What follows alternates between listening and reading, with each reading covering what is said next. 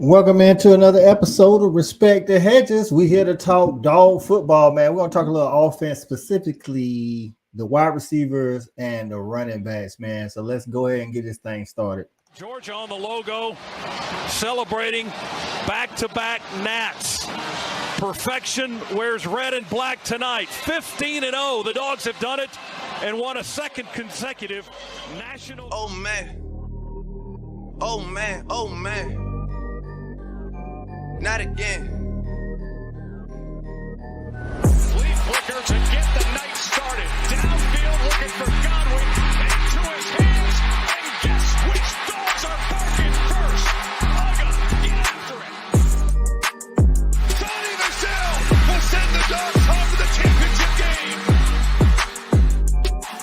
And Bobo throws that thing in the end zone and Yes! touchdown! Touchdown in the goal line! Sigue Ringo. Corta dentro. Ringo. Touchdown. Georgia. The Georgia Bulldogs bludgeon their way to back-to-back. Glory, glory, Georgia, as the fight song says. This is our love for each other. 1 + 1 = what? 3. We are better together and we are connected. This is Robert Iron E. Singleton, a.k.a. D-Dog from The Walking Dead, or Alton from The Blind Side, and you are watching Respect the Hedges on the Fan Addict Sports Network. All right, guys, go Dogs, sick 'em. Welcome in RTH family and Dog Nation. Listen, man, with Respect the Hedges again on the Fan Addict Sports Network. All right, man, y'all know we brought to y'all by the Tailgate Kings.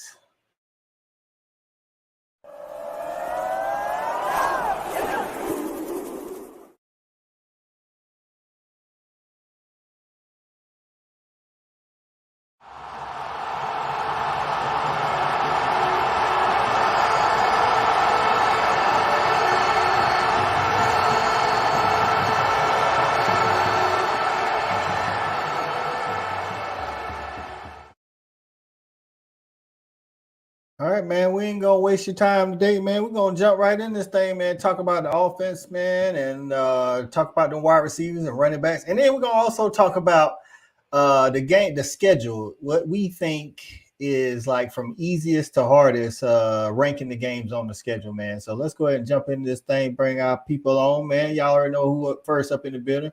Let's give us some energy, man. Our former dog, man, E-Rob. What it do, man? Coach, what's up, baby? What's up, Dog Nation? Hey, man, look, I got a lot of feedback on the dashiki last week. Look, I can't do it. I damn near passed out. You know what I'm saying? I'm trying to do a serious show this week. So the dashiki right here, you know, if I get enough, chatter in the comments, I might put it on. But until then, I'm trying not to pass out.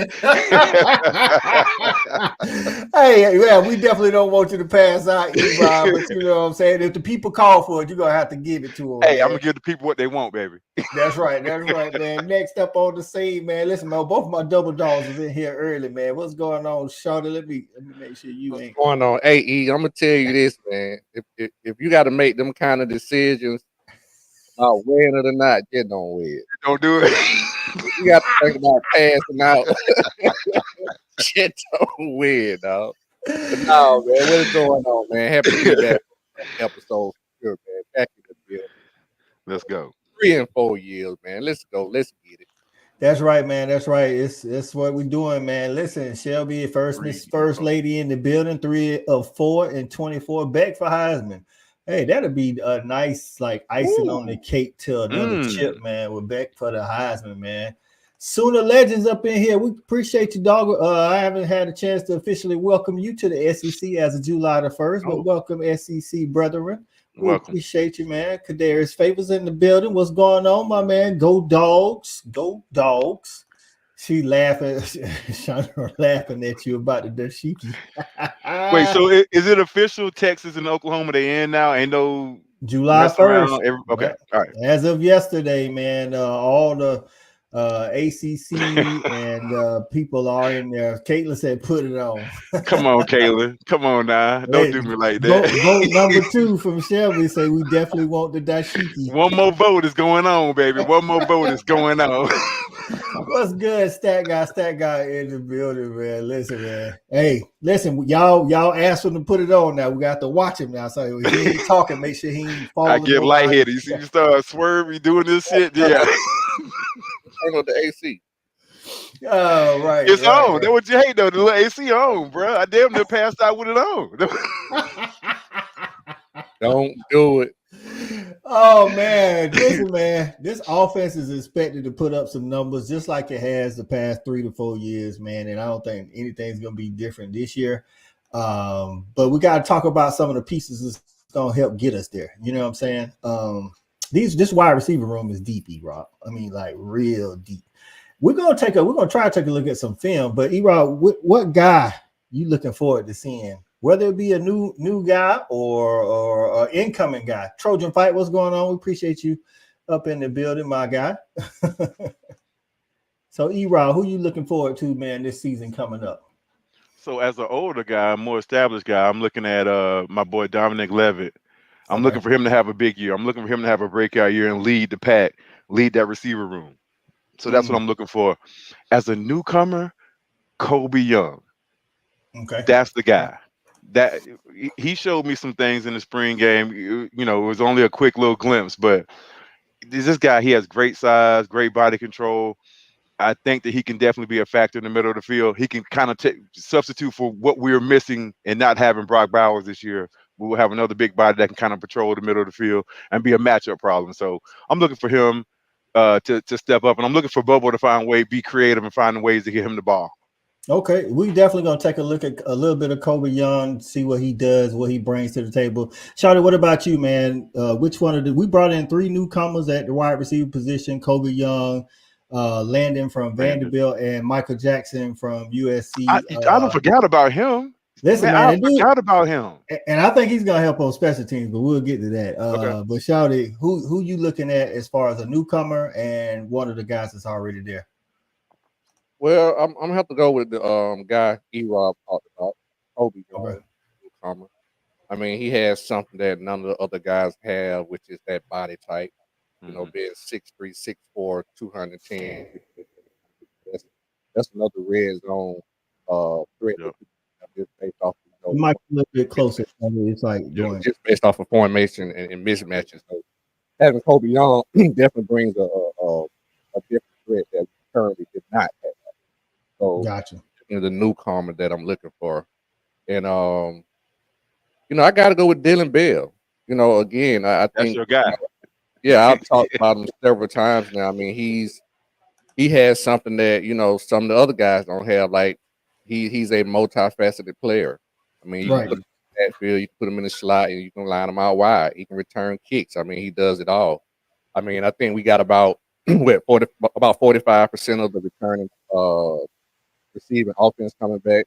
And we lost a lot of it with basically Conky and Bowers. Yeah. So I'm looking for Dominique Lovett, like he also said, to step up and kind of lead the pack. Man, what I will say, man, we are very deep. I'm kind of a little bit upset that Aaron Smith was not able to break the starting lineup. I mean, I figured at this point in time that he would be able to be ready to do it. We have so many snaps being here so long. I do think he's still going to be able to contribute. And we're deep, man. And all those guys have a lot of film. So that's the main thing I love about the season. Hey, Coach, before you go, man, what I'm hearing, we just got a lot of versatility. So I know you about to go into your guy, but it just sounds like, you know, we got big, we got fast, we got medium, you know, so it's just a lot of just versatility, a lot of it. Big facts, and I did want to point that out. Shelby gets in and lets us, hey, y'all, Tailgate Kings, ATL.com.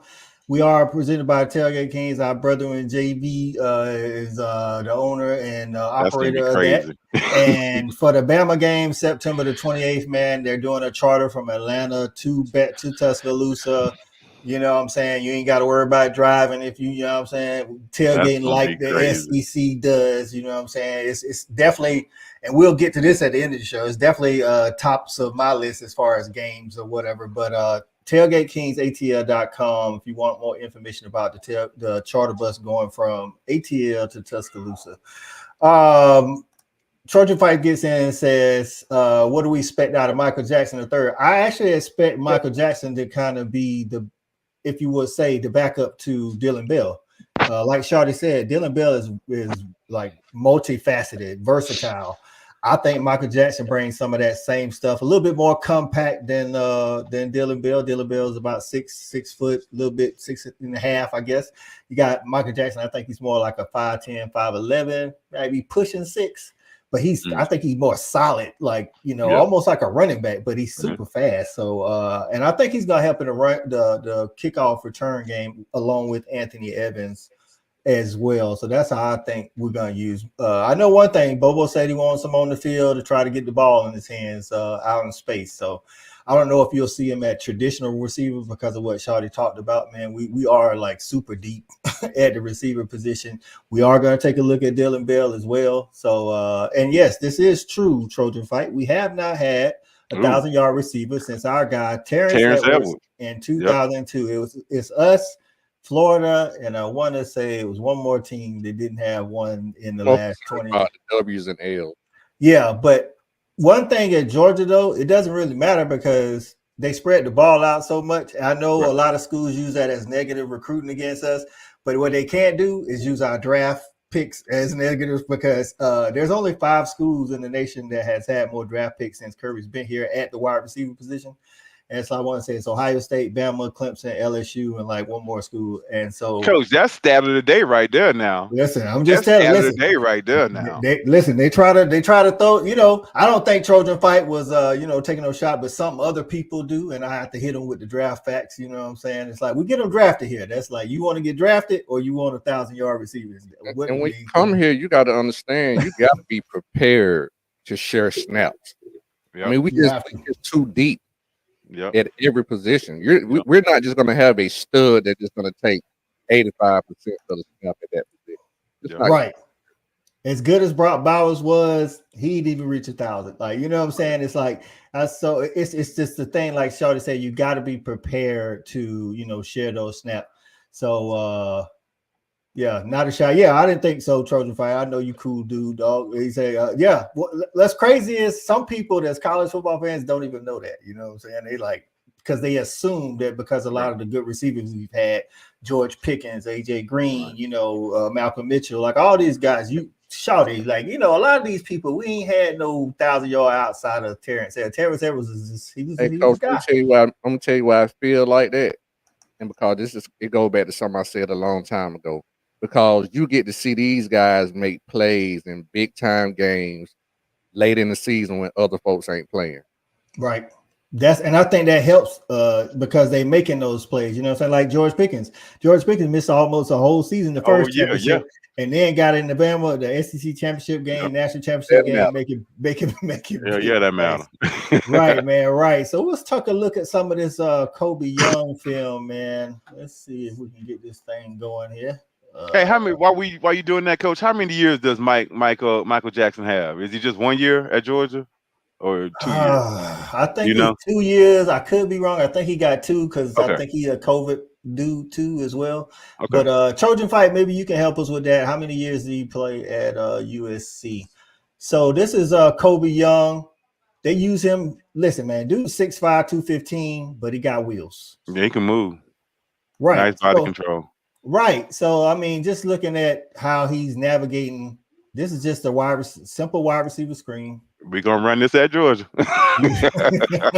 More likely that can be Dylan Bell, but we're going to run it. Everybody will get a chance at that. We run enough of them. Right. So, you know, it's just showing some of the versatility that Kobe Young brings at 6'5". So, all right. So everybody outside of the Dog Nation is wanting to know what we're going to do without Brock Bowers. So if you look right here, and this is one of the things Shawty talked about. They actually in 12 personnel with an extra lineman, by the way. They got 2 tight ends, and then they got Kobe Young down there like an H-back. Mm-hmm.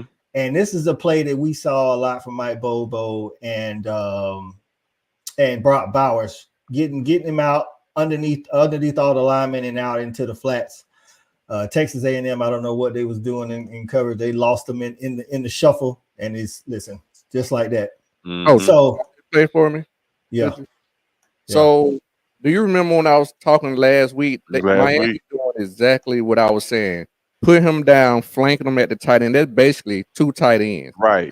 It mess you up. It mess your matchups up. Well, actually, it makes him a 3rd tight end, dog. You see this guy on that? You see that's a tight end here, and then that's a lineman here's a tight end right here as well. Yeah. And then if you put Kobe down there, like say the H back or another tight end, they actually, like you said this last week, y'all, they're running that 13 person. Yeah, running that 13 personnel. Trojan Fight says Michael Jackson is a senior. Maybe he applies for a 5th year next year because he gets the COVID. So. He'll probably get that. Yeah, he'll get that. So, but I think that's why Texas A&M lost him too. Just how they lined up. Right. So just showing the versatility. Now, right here, I think you're gonna see a lot of this right here, catching at the high point. Yeah. You know what I'm saying? 6'5", 215. Yeah. Tracking the ball at its highest point. You know what I'm saying? Like Ra, I think it's about 6'3.5". This guy adds another, 1.5 inches. They also send him on some post routes. And again, the guy's got little wheels, man. You know what I'm saying? And he wants that end zone too. Got all this separation. Good Lord. He ain't lying. What were you doing, Mr. Cornerback? Well, what are you looking at? Look at him. He like 7 yards off. How you get beat that bad? So right now, Rocky, like you said, he all 7 yards and then gave up. Looks like he lined up head up. But then he did, he looked like he beat now. Dude about to take off. He's still, come on, baby. See, he closed the cushion like that. Right. And if we had the all 22, he ate up that space. He ate up that cushion like in 3 or 4 steps. And what you hate is the ball was slightly, but slightly underthrown, so he wouldn't even got touched. I wonder if he thought he had help in the middle. Boy. He could have. That's why you need that all 22 so you can see what they're doing. So here he's going against Clemson. Miami actually beat Clemson last year. Nate Wiggins played him on a lot of the plays. Nate Wiggins went one of the higher cornerbacks drafted in the draft last year. Nate Wiggins is actually 6'2" at corner as well, running a 4.3. Mm-hmm. Nice play too. Tracking that ball. Oh yeah, and that PI and everything. There, be strong, baby. There you go. Give that play where quick. There you go. Be strong through the catch. You want it all the way to the this poor technique by the corner at the bottom. This is how you get beat. I hope they play us like this. But we open up with Clemson, right? Yeah, but Wiggins ain't. Wiggins was their best corner last year. He gone. Now to the beginning of the play, all the very beginning. I want to show you. I want to show you this poor technique by the corner at the bottom. All right, so right here. You got to go all the way back to the beginning of the play. No, that must be the other play. No, he just had to down here. Right you there. talking about down here? Yeah. Look at this corner who on the debut right there. Yeah. Now he got the outside receiver. Watch this poor technique. Okay. It's terrible. Oh, I see what you're saying because he took him. The receiver took him inside 2 steps, and he already beat coach. Right, his hips was already open to the inside. His he hips reaching was trying to grab. I got you. I thought you. I thought you were talking about the Kobe play. But listen, that's a case right here where Wiggins. Listen, man. The decent defense, better offense. That's good defense. That's being physical. He was strong on the catch. Right. Now the next guy we're gonna look at is who y'all talked about, Dylan Bell. Just to remind people how versatile he is. Now, some of these are running plays. I don't think he's going to be used in the backfield as much because I think our running back room, which we're going to get to, is a little bit deeper this year than it was. I like him right there. He's straight downhill. That's why I like him. He is. But then, like, it's kind of like, but who you going to take the ball? Who carries you taking away? ETN, Robinson, like. It's hard down there. Yeah. So in this right here is one of those wide receiver screens that shot us that boom, he added up. Right. So who he remind me of? He remind me of Hines Ward. That's who he reminds me of at Georgia. He reminds me of Hines Ward. Shout out to Bishop Frank, man, for checking in. We appreciate you tapping in with the dogs tonight, doing us a little player film review. All right. So already we've seen them used twice, two different times. Now we got us a little end around. Like Dylan Bell just and he like needs to be cut. Say what? That need to be cut, man. Terrible angle, man. Terrible angle by the yeah, what was he doing? How you can't get out flank right here? So what happened is he man to Dylan Bell. See, he got to chase him cross field. That would make him take a bad angle. Who 31? Nope, 25. 25. Okay. 2-5. So they in like a base 4-3. Yeah. They look like they're in a base 4-3, kind of like a 3-3-5. Actually, yeah, 3-3-5. 3-3-5, and they got the dude standing them up at the end of the line. So and then some kind of nickel. Yeah. So and then he bails. He bailed. He going to the deep center, deep middle. Yeah, he's spinning down. I see what dude was spinning down. Yep.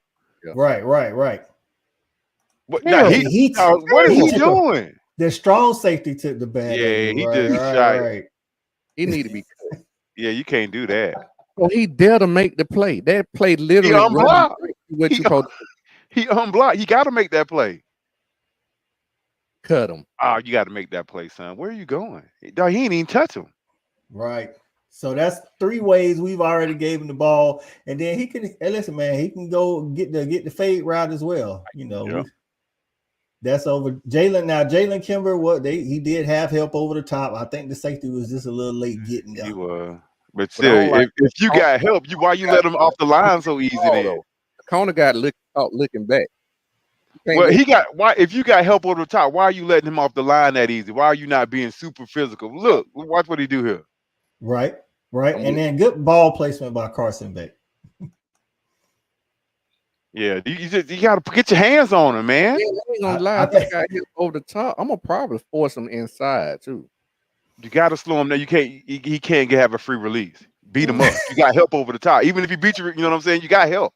Right. This is against Tennessee. Another time, like he can also listen. I said Dylan Bell ain't up but like 6 foot, but he can go get some 50-50 balls as well. This is definitely Mr. Versatility. Yeah, he at the bottom. Oh yeah, that's big. That's big time catch there, baby. Yeah, that's good coverage. Yeah, that's a good catch. Man, that was on people do realize how strong he is. Yeah, he is strong. And then, like Erod said, this is good coverage by the Tennessee DB. It's just better. It's better. Hey, good defense, better offense.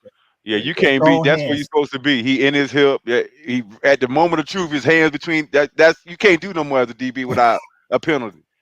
Right, you going back to the huddle, Erod, like, Coach, what you want me to do? Ain't nothing to do, baby. Just line it up, play again, baby. That's it.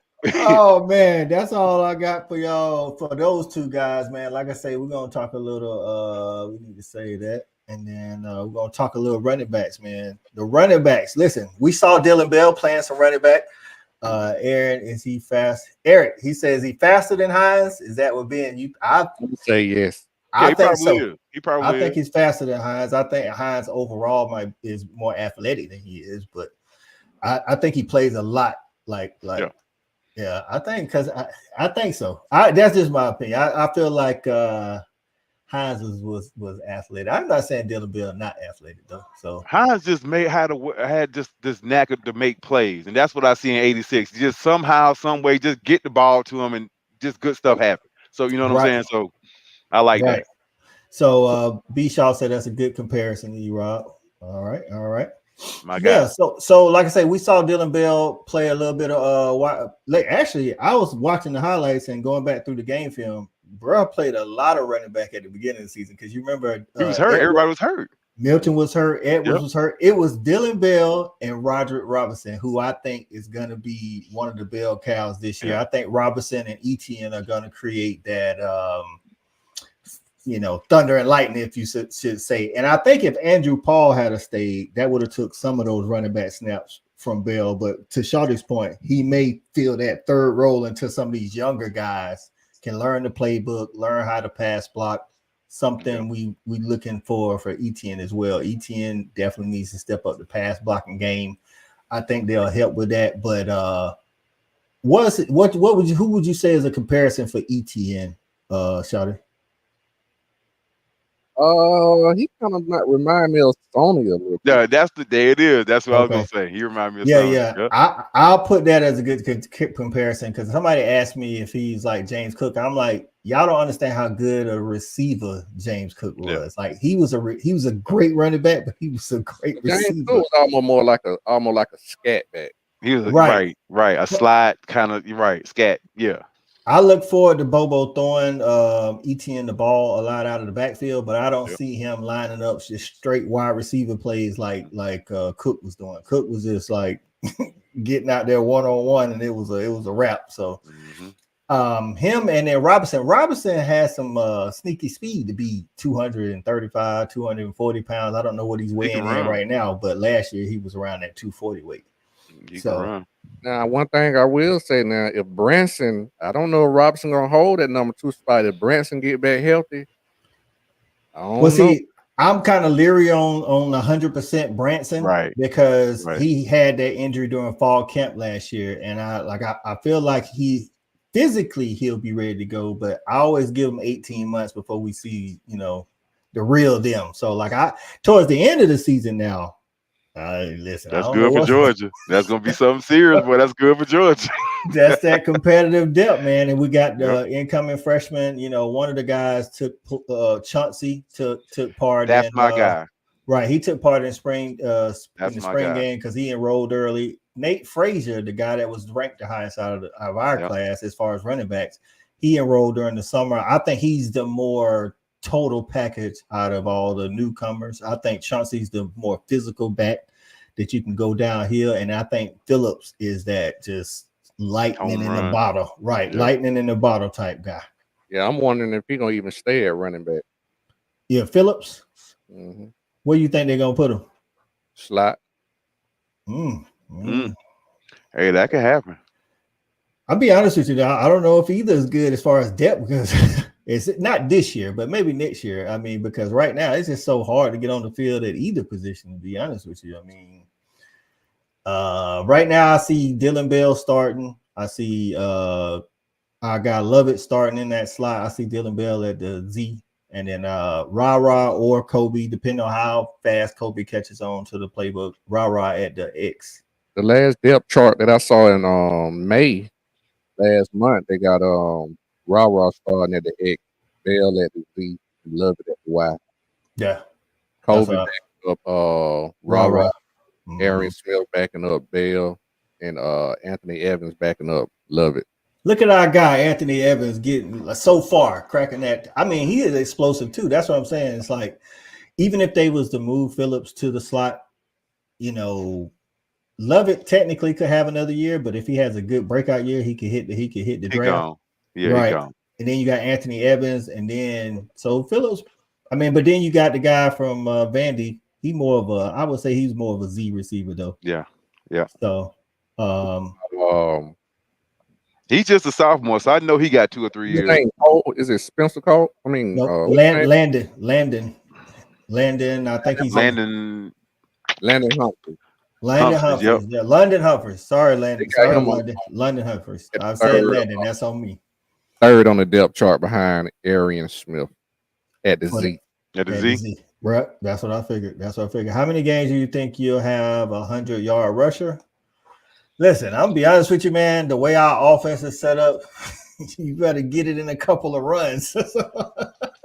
It's just so many weapons. It's gonna be tough because the ball. What you say, Shout? Yeah, it's gonna be. I think it's gonna be tough. You think it's gonna be tough? You got the lead rusher might get 13 carries. Right. Yep. I think Edwards had like 2. So Kendall had like 2, and Edwards had like 2. Like all year. Yeah, I think all year. I think 400-yard rushing games all year. But see, Kendall had one of them when he had like only 10 carries, like 12 carries. You know what I'm saying? Right. One of them was the Florida State game. Right. One of them was the Florida State game. He had like 9 carries for 154 yards. He killed them. Right. So it's like nobody's gonna be getting more than the 12, 13 carries tops. Like I'm talking about tops. Like unless there's a lot of injuries. And even then, I feel like it'll be a lot more, in the rounds and moving, like Charles say, moving Dylan Bell back there, getting the ball. Michael Jackson could step up. Unless the project get hot, you know what I mean? That could happen. If somebody got the hot hand, you know what I'm saying? The hot horse, Right. Other than that. Yeah. Any areas of weakness in our run game, running back room, E-Rock? Weakness? I guess the only something weakness you want to see more of, I guess. Well, so speaking of seeing, there are a lot of guys that we know have a lot of ability that we haven't seen it for Georgia. We know that ETN can play, but he hasn't done it for Georgia. So all these guys, we've seen Robinson, but just for a little bit for Georgia. So he's going to take on a bigger role. So I just want to see all these guys with the Georgia uniform on doing things for Georgia when it counts, because we're going on the road this year and playing some big games. So in those games, making big time plays when plays need to be made. That's what I want to see. And so for me, out of the running back room, I want to see who's going to step up and be that guy when we need him. So So a lot of talent, but we haven't really seen it in a dog uniform. Right. I'm gonna let Shawty take this one right here. What if they put Robinson and ETN on the field at the same time? Could we see some of that this year? I mean, I don't see why not, but I don't know if that necessarily creates any kind of mismatch that on the field at the same time. Because one thing I will say about Robinson is something that we may have to do is, in my opinion, when he comes in the game, your playbook is more limited because he's not as versatile being such a big guy. So if he does come in the game, it's going to have to be instances where we literally have to throw him the ball sometimes, because if you don't, you literally think he's in there to pass, block, or run. So that can limit your playbook. I think he's more versatile than you think. Well, to your point, that what you just said on what advantage it brings to have both of them on. If they both on the field, you don't know if they're running or if they pass blocking or if ETN's going out for a pass. I remember a couple of times they had Chubb as a defensive coach. Have those two guys. I can put the linebacker on both of those guys. That's not going to cause a mismatch. Not if you saying that ETN comparison is Sony Michel, you think you want a linebacker? Yeah, I don't know about that, Shawty. Yeah, I'm not. I'm just saying that doesn't. I'm not going to put a nickel in there because of ETN is in the backfield. No, I'm gonna have. Then we're gonna light your ass up. Then I'm just asking. I mean, you can, but I'm saying that for me, that doesn't cause any those two guys in the backfield don't cause any mismatches for me as a defensive coordinator. I got you. Okay. So when ETN's just out there by himself, and he's a threat to run or catch out of the backfield, you still putting the linebacker on him? I hope so. I mean, in my base set, yeah, for sure. Okay, good. I'm just asking. Like I thought it was advantageous when we used to have McIntosh and Cook out there. They both could catch out the backfield. They both could run the ball. I thought we did it a couple of times with Todd Gurley and Nick Chubb his freshman year, and I thought that, actually, we ran a play one time where both of them ran screen plays. They just ran it to the different side, and those guys showed the versatility. I'm saying I haven't seen that out of Rob. I've seen him more as a pounder. That's why I say Bobo would have to literally throw him the ball sometimes to take that perception away of him just being a pounder or a blocker. Right. I definitely think he has more speed than people know. At least the plays that I saw him on when I was watching today. Stat Guy says, could depth be a weakness? Not having a true bell cow, getting 25, 30. No, I don't think so. I don't think anybody's a 25. Honestly, I think it would be hard pressed to find a 25, 30 touch guy this day and age. Like Quinshon Judkins, I don't think he carried the ball 25 times a game, or Travion Henderson. I'm thinking of those two because those two stick out in my head. Ollie Gordon is probably the exception, not the rule, at Oklahoma State, where he carried the ball 20, 30 times a game. But I don't think anybody does that, really. I think 20 is if you're getting 20 carries, that's considered a bell cow these days. Most of bell cows on teams, I think, get more 15 to 20 carries. So, but I mean, we already know Kirk wants. We get a lead on you in the second half of the third quarter. That's when that Robinson guy comes in. Yeah, you finish out pounding. Right, we'll see him. I think he'll be initially used like Kendall Milton was used, but I think, like E-Rob said, I think he has more layers that he can show us during the season. But to your point, Shorty, we do need to see it before we know that they can do it. So you can't get your guy to your school with that many kids. Listen, man, this is like that. Like I said, I'm getting guys to our school. I'm gonna say working out pretty good for Georgia. He's working out pretty doggone good. I think he's talking about the 25 to 30 carries. So yeah. I don't think he's talking about I don't think I think the 25 to 30. Like I say, I just don't think crazy that's a thing though, Coach. That's so crazy because how the mindset has shifted, because that would have been a problem 10 years ago. Like, a top running back saying, "Man, look, I'm gonna need that ball 25 times a game, and if you ain't gonna give it to me, I ain't coming." Now it's shifted to where they, what I'm saying, they don't really want it like that. Yeah, They because want these 15 to 20 carries. More money now. You have to make business decisions. You think about saving your body as much as you can when you get to the level. You want to be fresh as possible, because that's a knock to be having all those carries. Now that's a knock on you. Yep.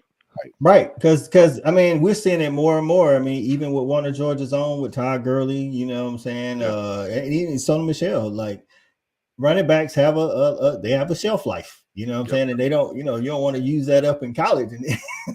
So now they're looking at you like, man, you was toting the ball 30 times a game. I don't know if I'm gonna waste no draft going pick down the draft board, right? Right. That's what I'm crazy. saying. Exactly. So I'm like, I actually at Georgia, I don't know, 25 plus carries on average. We ain't had that since. Who was the last running back we had? Not on average. I don't know when the last time. It may have happened, but not on average. You just ain't getting those folks. Had to be Isaiah Crowell. His 1 year here. Something like that back then. Because Todd Gurley didn't even do it. No, because we had right. We don't had full backs for the past 8-10 really since then. Yep. Right. So I would say, without looking up the stats, Isaiah Crowell was our last bell cow, about right, so to say. You know what I'm saying? So I mean, Chubb did a lot of the heavy lifting when Gurley got hurt his freshman year, but we still had other guys. So Musa Smith probably averaged 20 plus carries a game. No Sean probably averaged 20 plus. I mean, you had to get that dude the ball, right? So, but a lot of them didn't have counterparts, and I think Mark Rick, like you say, he got to the point where he was doing 2 running backs every other class. So I think like Marcus Lattimore at South Carolina, those people, like somebody, he was a dog. Bruh, that dude he was a dog. God. Right. Gave us all kind of fits. I want to say the first time he played against us, he told the ball 45 times. He gave us work too. We couldn't do nothing with him. Hey, listen, not the drug bad memories, but the thing that was so frustrating about Lattimore is he wouldn't hit you for 10 yards one play. 20 yards. It was that. And then 2 here and 3 there. It was like 4 plus 4. Ben say Musa had 40 in one game. I don't doubt it. What Rick used to run Musa, dog. Hey, he got to put some more quarters in. There you go. Yeah, I think Lattimore would just hit us with 4 or 5 years. Router by mistake. Hey man, we up to 2 votes for the dashiki. Alone, dog. Oh God, man. Listen, man. Next up, man, games on the schedule, easiest to hardest, man. I think the 2 easiest games, of course, are the 2 lowly people we paying to come in here, Tennessee Tech and UMass. So we ain't got to talk about them. Outside of that, Shouty, easiest. Give me your 3 easiest games outside of Tennessee Tech and UMass. First one I'm gonna bring up is gonna probably be Georgia Tech. You said that was kind of hard last year. You said they easier than Mississippi State though. Oh, you know what? I didn't see them on there, but you know I just don't. The only thing is, we ain't got no film on Mississippi State. We don't need none. We're gonna beat the hell out of them. This is what I said. So I had them flip flop. I had Mississippi State as the easiest outside of the other 2. I had Georgia Tech in front of them because they returned like 9 of their 11 starters on offense, but no defense though. They lost like 9 of 11 on defense or something crazy like that. So I can see that. I can go either way. Yeah, right. Then it wouldn't matter. Right. E-Rod, what about you? The two, I guess, like, are you with us? Mississippi State and Tech at the bottom, the easiest, I should say. Mississippi State, yes, and with Tech, and then I also want I think we're gonna beat the hell out of Kentucky too. Well, I got Kentucky next. Okay, all right. So I went, like I said, I went Mississippi State easiest, then Tech, then Kentucky. Yeah, okay. I'm right there with you. Okay, are you with that, Shawty, those bottom three, or you got somebody? I'm gonna say Florida. Ooh. I mean, we're gonna drug them too. You're right. Listen, I think Kentucky gonna be better than Florida. This is a respect the Hedges, respect the Hedges look back moment from when we first started doing the show, and I used to tell these guys we don't have to look at Florida the same way, and they used to look at me crazy.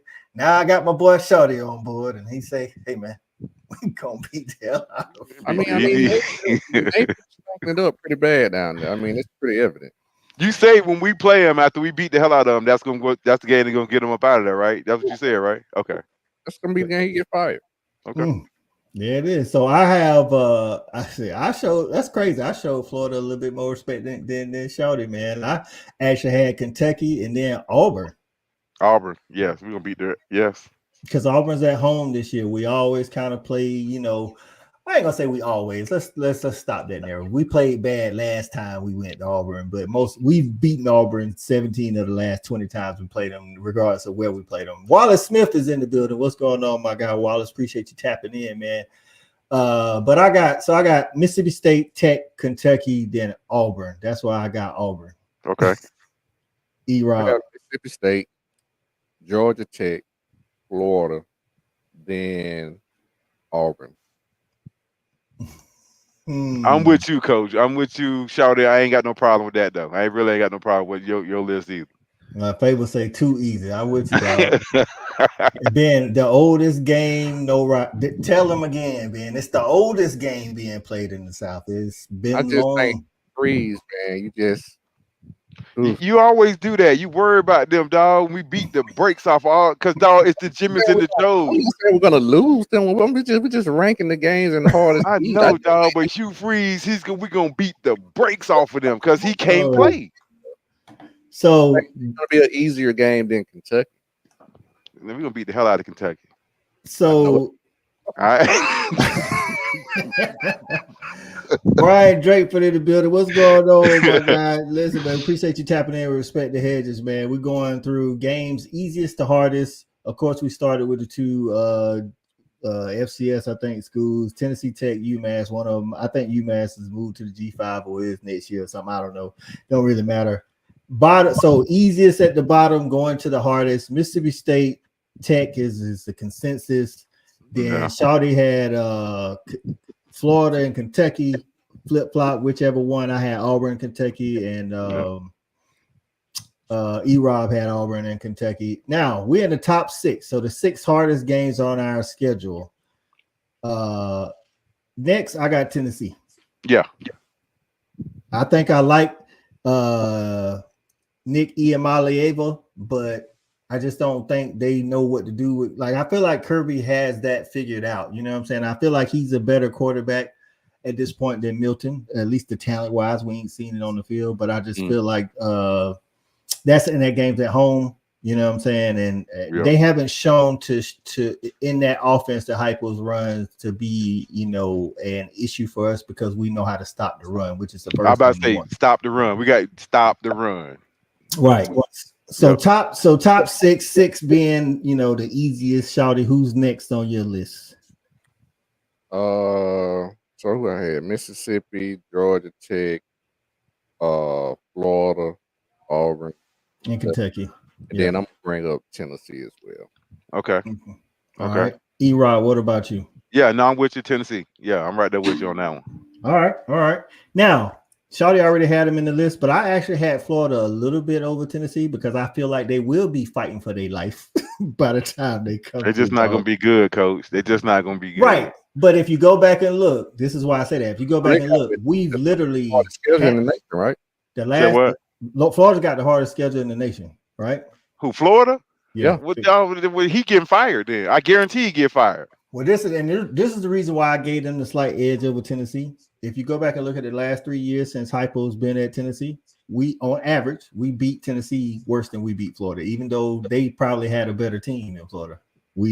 Because Florida's a rivalry game, and I think they get up for us, and we normally pull off late against Florida, whereas we kind of handle Tennessee. You know what I'm saying? That's the only reason. 5.5. Yeah, the Vegas got them at 5.5 win total. Who? Florida? That has made my night.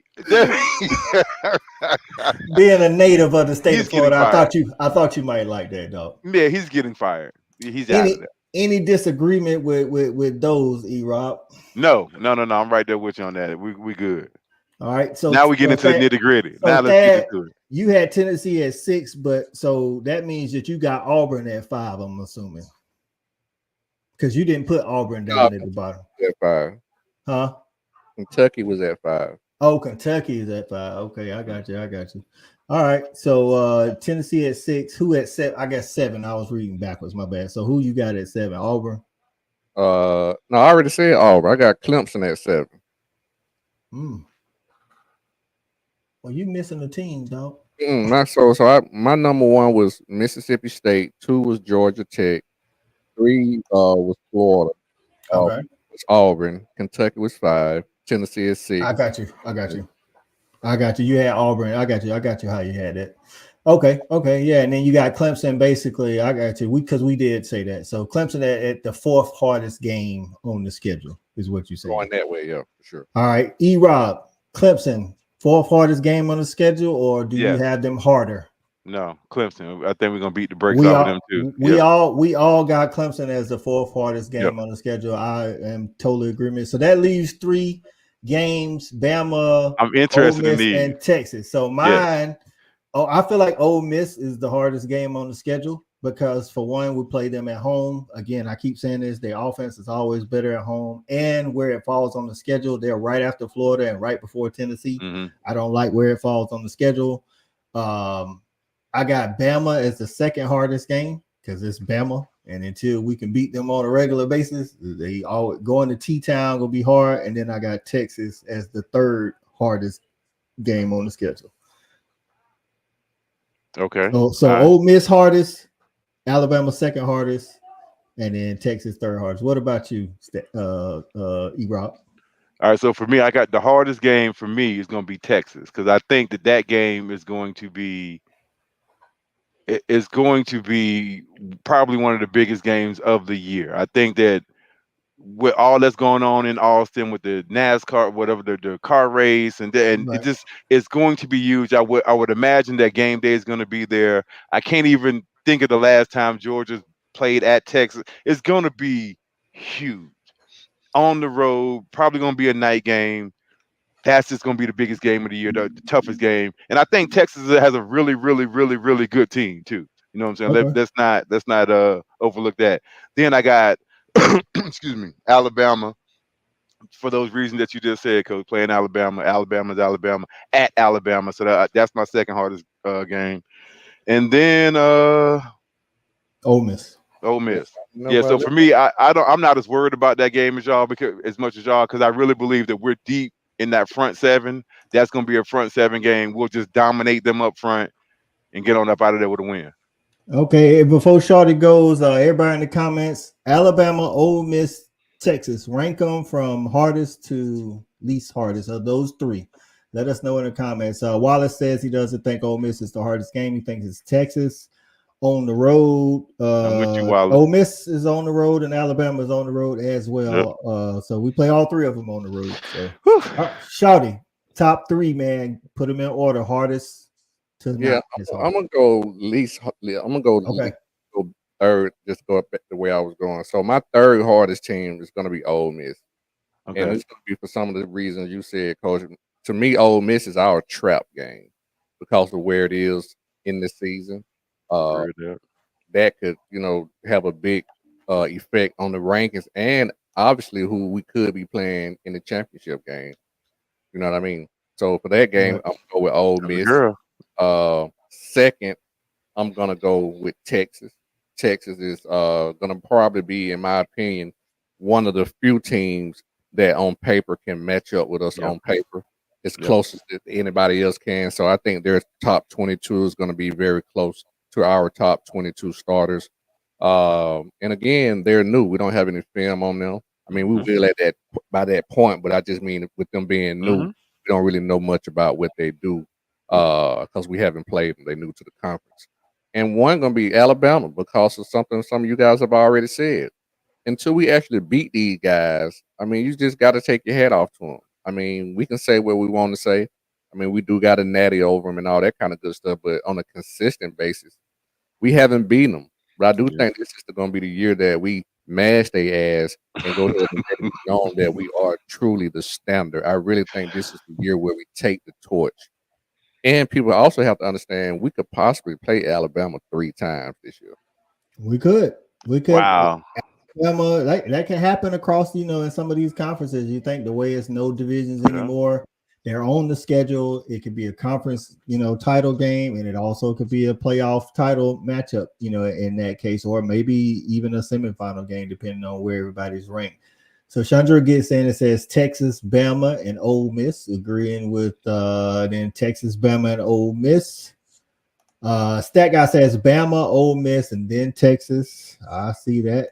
Kadarius says Texas, Bama, and then Ole Miss. If anybody else is out there, Brian, B. Shaw, Shelby, y'all still first lady. Y'all get y'all votes up in there. Brian says Bama, Texas, Ole Miss. I'm with it. Listen, man, all 3 of these games are hard, regardless of how you rank them. It's like all 3. What's up? No, quick question, man, because you brought up something that I hadn't really thought about. There are no divisions anymore. So how, when we talk about the SEC championship, how is that? It's just the best 2 top records. 2, just the top 2. Okay. That's every. So what if there's a tie? Like, I mean, what is it? Point differential? Then you go to like opponents, and if you don't have any like opponents, it's the opponents of like opponents type deal. You know what I'm saying? Okay. So that's how every conference is. All Power 4 conferences, Big 12, Big 10, and the ACC are all like that. Okay.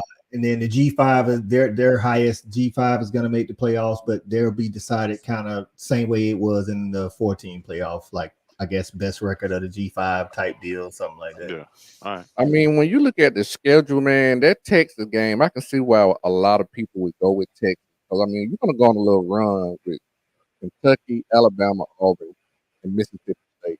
All that. No break.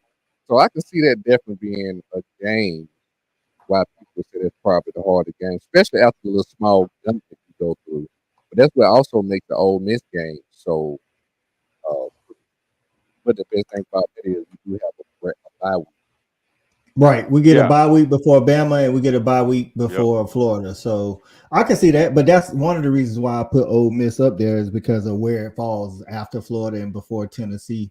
The thing is, I think Stat Guy hit on this last week. It's like the way our schedule sets up. Honestly, you got to be on your P's and Q's every week. Once you get past Tennessee Tech, it's like you play Clemson, then you get Tennessee Tech, and then it's like the opening game.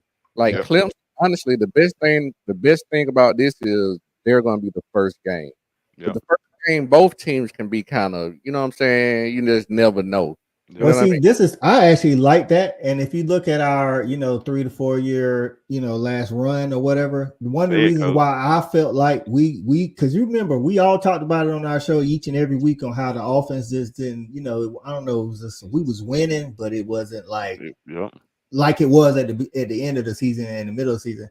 And the previous 2 years it was, and I don't think that was personnel change. I think it was the focus that they took to get to the season. 2021, we opened up with Clemson. 2022, we opened up with Oregon. Makes you focus right now. This year, last year we opened up with whoever replaced Oklahoma or something. I don't even remember the team, but it was like those first 4 games was just kind of like we knew we could ease into it. We knew we could.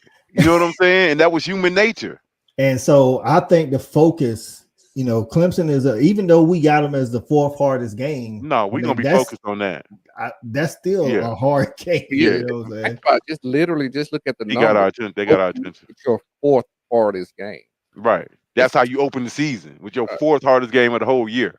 Right. Yeah, that's tough. And so it won't be none of that. Hey, they ain't playing nobody type deal. It's like when Clemson is your fourth hardest game, bro, that's saying something. I know they all ain't been what it's been, but they defense ain't stepped back a lot. Perspective, coach. You're opening up with probably the ACC potential winner and a team that's going to get a bye in the play. Who else is in the ACC? Florida State and. Well, I got some people. I mean, if you talking about people that's proven, it's just Florida State and Clemson. But I got some sleepers in the ACC. Give me some sleepers, coach. We got some time. I want to hear this. Hey, listen, I got listen. If it's a long shot for this team, but say it. Cristobal, dog. Cristobal has the talent to do it. Can he put it together? I'm tired of them. But listen. Don't listen. I'm not saying they make it the playoffs, but don't be surprised if Syracuse, Virginia Tech ruin some people's trips to go to the ACC championship. I got Syracuse with 8 wins. I got Virginia Tech with 8 wins, easy, and then NC State. Now the only reason why I don't have I'm sorry, I was just reading stat. I don't know about that stat. Opening up with possibly the best defense. I think so. Yeah, I don't know. I don't know about that. I heard somebody else say that was you, coach, saying the Clemson will probably be our best. Yeah, okay. I don't know. Think so. Texas ain't got the defense that Clemson does. We know Ole Miss ain't got the defense that Clemson does. And the reason why in the room, reason why Alabama I don't think has the defense that Clemson does because they secondary is all gone. Like they fresh secondary. You know what I'm saying? So I don't I mean, I get it. I'm talking about experience. Like you said, we ain't seen it yet. You got to see it. Yeah, and I think Kalen DeBoer is a good coach, but he's more offensive than he is defensive. So not only did they lose their secondary, they lost Nick Saban and they lost Tavares Robinson, who's with us now. So they lost their defensive staff and they lost their secondary. So don't know. It's somebody that's been around. Got Kevin Steele, maybe. I think they brought him back at Bama. Maybe. I think so. I think it is Steele. It could be. So, but NC State. Now, the only reason why I'm hesitant on NC State is not because of the coach. Coach can coach. He's weird, but he can coach. They got senior laden team. They got experience. Yeah, that makes sense. Yeah. When I did my NC State, he don't do number win. That's right. But the reason why I said I'm hesitant is regardless of how good he's been at NC State, I did a video previewing them and I found out during my research, they've only had 1 10-win season in their whole history. Yeah, they be like 8 and 9 every year. Forever? Forever. 2002. Torrey Holt and I want to say like Torrey Holt and Company under Chuck Amato. Yeah, so just very consistent, man. You know what I mean? They just be right. He's super consistent, always 8, always 9. Last year was 9. They had a chance for 10, lost in the bowl game. That right there, like I'm not saying 9-3 can't get you to the ACC championship, but you're gonna have to beat Clemson. You got to beat Syracuse and you got to beat Virginia Tech to do so, and that's where I'm kind of Louisville now. Sleepers. That's what I'm saying. They got like Clemson and Florida State are the standard. They whole conference is fucking sleepers though, man. Like where are the good teams at? Everybody a sleeper. They conference probably got more parity than any other. I don't want to see. I want to see somebody get. I want to see some good football, man. I don't want to see a bunch of just mediocrity. Kane Womack, the former head coach at South Alabama, is the new DC at Bama. Thanks, I don't know about that. So I'm not saying he ain't a good DC. I'm just saying you're changing DCs, you're changing out secondaries, you're changing out secondary coaches. That's why I think Clemson has the edge on Bama. So we know Bama got the 4 and 5 stars though. So, hey man, just like that, having fun, man. He said, Wallace will say Kevin Steele retired, and then Bobby Womack. It's Kane Womack.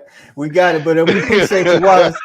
Hey, Wallace out there listening to that good music. Let's go, Wallace. Hey man, just like that, an hour is gone, man. We appreciate. Wait, we done? We listen. It's an hour just like that. Oh dog. Man. Right. So listen, man. The RTH family showed out again, man. We appreciate everybody for stopping by, man. Shout it.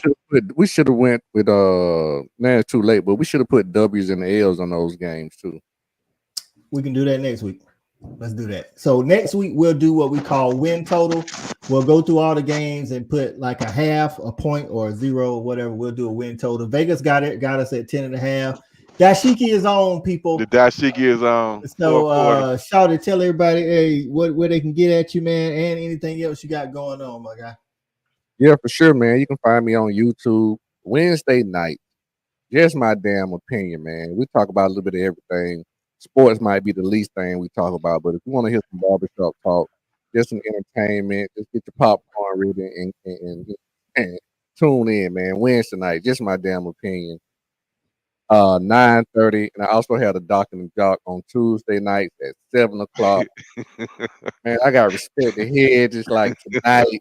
Got Saturday night snap count on Saturday night. Let's go. I'm all over the place. You know what I'm saying? Just tap in, man. Hit the like button, hit the subscribe button, so you can be notified and all that good stuff. And you'll be able to catch all this good content, man. Big facts, man. I think K Hill was tuned in on the Just My Damn Opinion station today. So shout out to K Hill, our RTH photographer. E-Rob, any parting words for the people? Man, like I said last week, man, just shout out to all the fans who tap in with us every week, man. I really appreciate it. And you can find me every Tuesday, Dashiki'd up. That way you can find me right here on Respect the Hedges. Listen, I'm gonna tell y'all, if y'all want to see the dashiki, y'all 30 people live during the stream. We getting the dashiki on. So y'all tell a friend to bring a friend, man. So we can get the dashiki on, man. And listen, man, Fanatic Sports, man. We got Respect the Hedges. We got Saturday Night Snap Count coming up. And if you ain't tapped in yet, man, tap in with your boy on the breakfast tailgate. We get up around 10 o'clock, take your break with me if you're in the office. Don't get caught on your phone. I don't want nobody getting fired. But, we talk a little bit of all sports on those channels. Make sure y'all go out to Just My Damn Opinion for Shawty and the Doc and the Jock for Shawty, so that y'all can subscribe and get them up, man, to 1,000 subscribers. Man. What time in the morning, Coach? What time? 10 a.m. Eastern time, baby. That's right, man. We had a couple of good guests on. I think E-Rob, you missed the episode Thursday, dog. We was talking baseball. I had one of my former players that he played Major League Baseball now and everything. Oh, he's supposed to be subscribed already. I know that's my bad. That's my bad. You know how. Turn on the bell notification. E. Hey man, turn the camera off. Where you shaming me on here, man. My bad. Yeah, it's my fault. Let me do that. Man, appreciate everybody, man. Next Tuesday, Respect the Hedges, 8 p.m. Eastern time on Tuesday live, man. Bring a friend, bring another dog, bring somebody to hate the dog so they can bring them.